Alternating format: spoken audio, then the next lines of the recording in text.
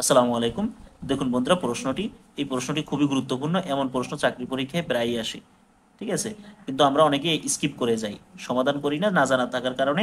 তো চলুন কিভাবে সমাধান করা যায়, সমাধান টেকনিকটি জেনে নেই। তো দেখুন, আমরা প্রথমেই প্রশ্নটি উঠিয়ে নিলাম, ঠিক আছে? প্রশ্নটা আমরা যেভাবে ছিল সেভাবে উঠিয়ে নিলাম। তারপর আমরা কি করলাম, দেখুন এই 5 এবার এই যে রুটের পরিবর্তে, আমরা জানি রুটের পরিবর্তে আসে হাফ।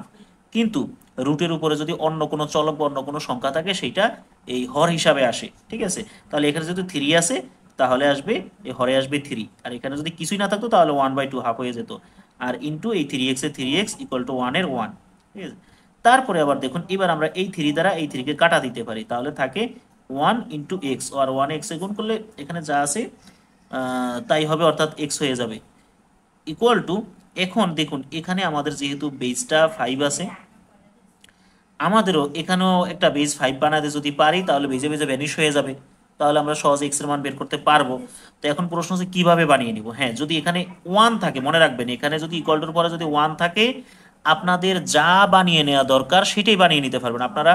এই 1 দিয়ে আপনারা চলক, অর্থাৎ এক্স ওয়াই জেড, অনেক বড় বড় চলকও বানিয়ে নিতে পারবেন, যে কোনো সংখ্যা বানিয়ে নিতে পারবেন। কিভাবে? জাস্ট যেইটা দরকার সেটা আপনারা বেজ হিসাবে লিখে উপরে 0 দিয়ে দিবেন। কারণ আপনারা জানেন, সূচকের বেলায় যদি কোনো বেজের উপরে মান 0 থাকে, সূচক 0 থাকে, তাহলে সেটার মান 1 হয়ে যায়, ঠিক আছে? যে আমরা এখানে 5 এর উপরে 0 দিলাম, এটার মান কিন্তু 1, তাহলে এখানে 1ই রয়ে গেল, ঠিক আছে? তাহলে এবার বেজে বেজে যদি ভ্যানিশ হয়ে যায়, তাহলে x ইকুয়াল টু থাকে 0, তাহলে x এর মান 0। তাহলে আমাদের সঠিক অ্যান্সার হবে ক, 0।